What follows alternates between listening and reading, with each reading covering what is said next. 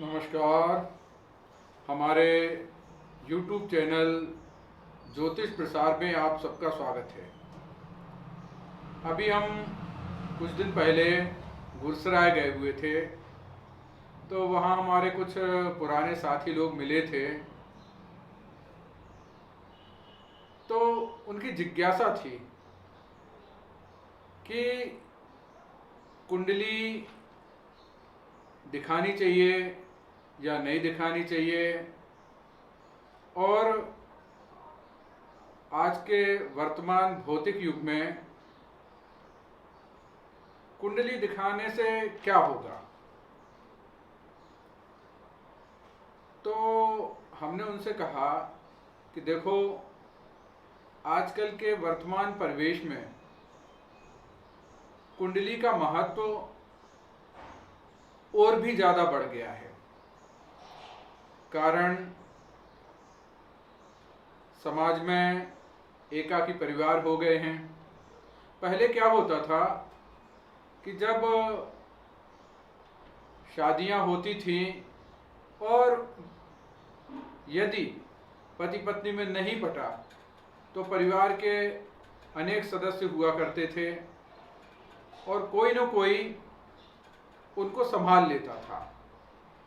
पारिवारिक भावना उस समय ज़्यादा थी, संयुक्त परिवार हुआ करते थे।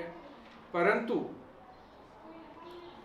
वर्तमान युग में, वर्तमान परिवेश में, जहाँ लड़के और लड़कियाँ दोनों ही उच्च शिक्षा ग्रहण कर रहे हैं, ऐसे में उनको शादी के बाद भी अकेला रहना होता है और उनकी आपस में वैचारिक समानता होगी या नहीं होगी,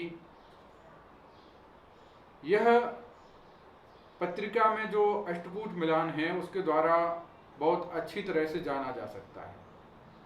इसलिए एक तो विवाह के लिए तो पत्रिका लोग बाग दिखाते भी हैं और दिखानी भी चाहिए, मिलान करना चाहिए।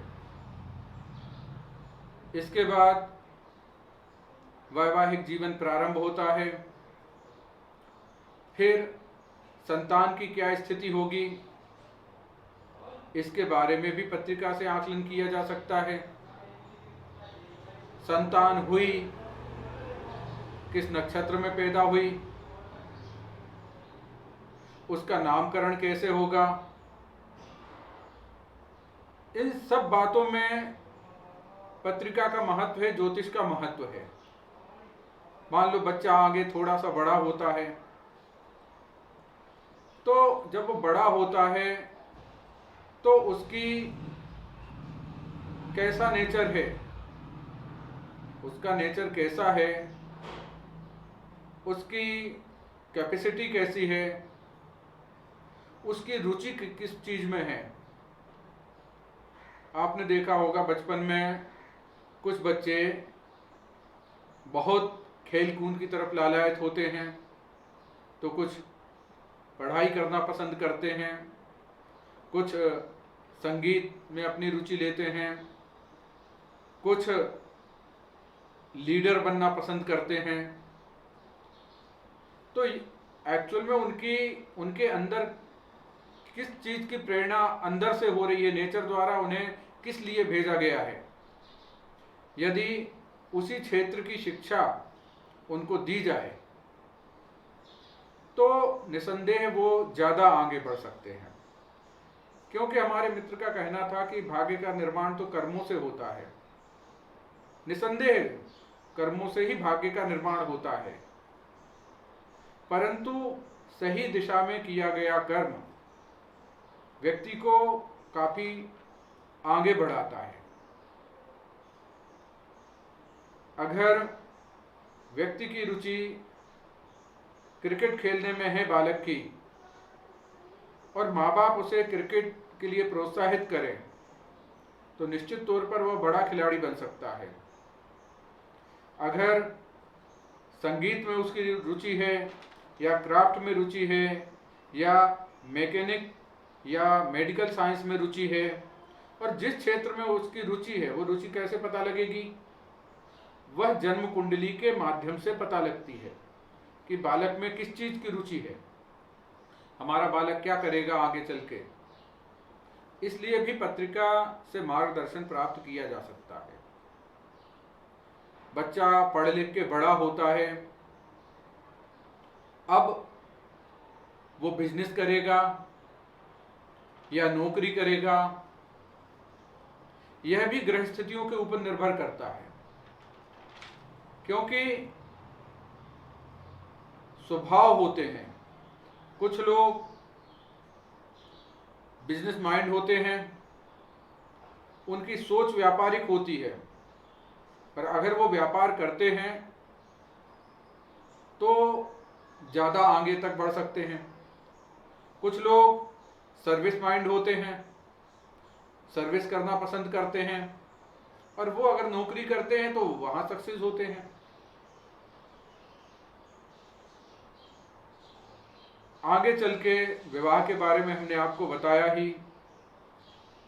इसके अलावा उम्र बढ़ती है या घटती उम्र में आपके शरीर में रोग प्रतिरोधक क्षमता कैसी है, यह लग्नेश के ऊपर निर्भर करता है। लग्नेश अगर बलवान है तो व्यक्ति बलवान होगा, और लग्नेश अगर छठे या आठवें भाव में है तो ऐसी स्थिति में व्यक्ति की रोग प्रतिरोधक क्षमता भी कम होती है, व्यक्ति बार बार बीमार पड़ता है। और यदि उसे पहले से जानकारी हो कि हमारे अंदर इस तत्व की कमी है, तो उस तत्व को पूरा किया जा सकता है। तो अनेक जीवन के हर क्षेत्र में कोई क्षेत्र ऐसा नहीं है जहां जन्म पत्रिका के माध्यम से मार्गदर्शन प्राप्त न किया जा सके। हाँ, करना व्यक्ति को खुद होता है, क्योंकि उनका एक प्रश्न था, क्या ज्योतिष के द्वारा भाग्य को बदला जा सकता है? तो हमने उनसे कहा, ज्योतिष के द्वारा भाग्य नहीं बदला जा सकता, कर्मों के द्वारा भाग्य बदला जा सकता है। एक ज्योतिषी आपको बता सकता है कि आपकी मंजिल ये है, आपको इस मार्ग पे जाना है, इतनी दूर जाना है, इतना प्रयत्न करना है। तो करना तो आपको ही है भाई। अगर आप प्रयत्न करेंगे तो आगे बढ़ेंगे, नहीं प्रयत्न करेंगे तो चलेंगे ही नहीं, तो फिर कैसे आगे बढ़ेंगे। तो जन्म पत्रिका के माध्यम से व्यक्ति को बेहतर मार्गदर्शन प्राप्त हो सकता है जीवन के हर क्षेत्र में। तो आज हमें लगता है इतना ही हमें कहना था।